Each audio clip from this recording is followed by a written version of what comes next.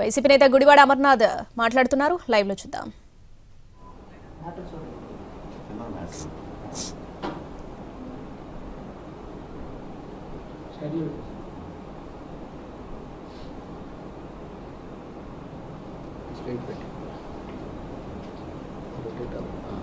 ఇది ఇప్పుడు లైవ్, ఇప్పుడు జస్ట్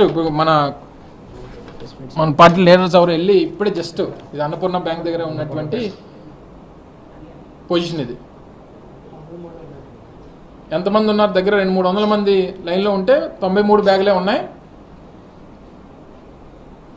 93 మందికి మాత్రమే ఇది అందుబాటులోకి వస్తుంది. వచ్చిన వాళ్ళు కూడా ఒక బ్యాగే, 2 ఎకరాల కోసం వచ్చినా, 3 ఎకరాల కోసం వచ్చినా, 5 ఎకరాల కోసం వచ్చినా మనిషికి ఒక బ్యాగ్ ఇస్తాం. 93 మంది. 93 తర్వాత ఎవడింటికి వాడు వెళ్ళిపోవాలి. అంటే మళ్ళీ ఈరోజు వాడు కూలిపోయినట్టే, వాడి సమయం పోయినట్టే. ఇది ప్రభుత్వం తాలూకు చిత్తశుద్ధి. ఉదయం మళ్ళీ నేను రాత్రి వచ్చినటువంటి ఈ ఇన్ఫర్మేషన్తో ఉదయం ఆర్డీఓ కూడా వెళ్ళారట అక్కడికి. ఆర్డీఓ మాత్రం వెళ్ళి ఏం చేస్తారు? పైనుంచి ప్రభుత్వం చిత్తశుద్ధి లేనప్పుడు కింద ఉన్నటువంటి వారు ఇది ఏం వ్యవహరిస్తారు? వీళ్ళు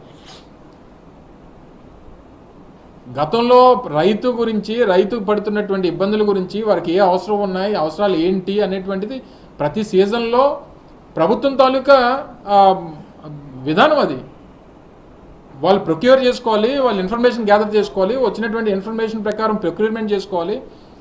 ప్రొక్యూర్మెంట్ చేసుకున్నటువంటి దాని ప్రకారం ప్రజలకి అందుబాటులోకి తీసుకొని రావాలి. వారు ఇబ్బంది పడకుండా చూసుకోవాలి. రేపు సీజన్ అయిపోయిన తర్వాత నువ్వు ఇస్తే ఏంటి, ఓపోద్దేంటి? రేపు సీజన్ అయిపోయిన తర్వాత నేను డిసెంబర్లో ఇస్తాను, నవంబర్లో ఇస్తానంటే అప్పుడు ఉపయోగం లేదు కదా రైతులకి. వాళ్ళకి రావాల్సినటువంటి దిగుబడి రాదు కదా పంటకి. అన్ని రకాలుగా నష్టపోయేటువంటి పరిస్థితి ఉంటే మీ సంగతి ఏం చేస్తాను? బొక్కలో వేసేస్తానండి. ముఖ్యమంత్రి మాట్లాడాల్సిన మాటలు అవి. ఎవరిని బొక్కలో వేసేస్తావు నువ్వు? ఒక ముఖ్యమంత్రి స్థాయిలో నువ్వు మాట్లాడాల్సినటువంటి మాటలు అది. 70 సంవత్సరాల వయసు మళ్ళీ మీకు. ఏమనంటే దేశంలోనే నా అంత సీనియర్ నాయకులు లేడు, నాకంట పోటుగాలు లేడని చెప్తారు మీరు. మరి ఇదేనా మీ మీ మీ తాలూకా సీనియారిటీ అంతనా? ప్రతి సంవత్సరం కింద సంవత్సరం కూడా, ఎందుకంటే జస్ట్ అప్పుడే మేము దీపాం కాబట్టి ఆ రోజు ఈ కష్టం రాలేదు ప్రజలకి, రైతులకి. అప్పటికే మేము అన్నీ తెచ్చాము, పెట్టాము, ప్రొక్యూర్ చేసాం. ఆ జూన్ టైం కల్లా అందరికీ అందుబాటులో తీసుకొచ్చాం కాబట్టి కింద సంవత్సరం రాలేదు ఇష్యూ. జూన్ 4 మేము అధికారం కోల్పోయాం. అప్పటికే సీజన్ స్టార్ట్ అయిపోయింది. అన్ని అందించేటువంటి కార్యక్రమం అన్ని ప్రొక్యూర్మెంట్ చేసి పెట్టుకున్నాం కాబట్టి కింద సంవత్సరం చెప్పండి ఎవరన్నా. 2వ సంవత్సరం వచ్చింది, 2వ సంవత్సరం నడుస్తుంది. 2వ సంవత్సరం వాళ్ళకి ఎప్పుడైతే 2వ సంవత్సరం స్టార్ట్ అయిపోయింది వాళ్ళ రైతుల కష్టాలు స్టార్ట్ అయిపోయినాయి రాష్ట్రంలో. ఎక్కడికి వెళ్ళినా సరే, ఏ ప్రాంతానికి వెళ్ళినా ఆ ప్రాంతంలో ఉన్నటువంటి వారు వ్యవసాయం చేసుకున్నటువంటి ఏ పంటకి గిట్టుబాటు ధరలు లేవు.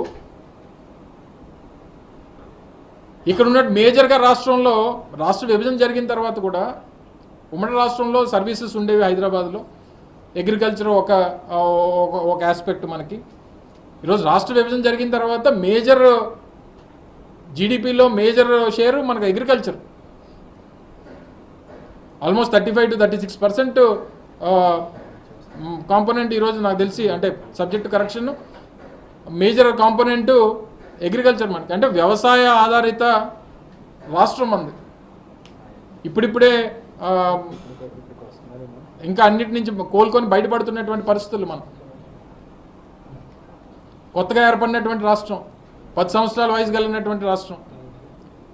సో ఇవన్నిటినీ గమనించుకొని రైతుల మీద ఆధారపడినటువంటి రాష్ట్రం, రైతులకి అండగా నిలబడాల్సినటువంటి ప్రభుత్వం కనీసం పట్టించుకోకపోతే, ప్రశ్నించినటువంటి ప్రతిపక్షాన్ని బెదిరించేటువంటి కార్యక్రమం, లైన్లో నిలబడుతున్నటువంటి రైతుల్ని వాళ్ళని కూడా బెదిరించేటువంటి కార్యక్రమం.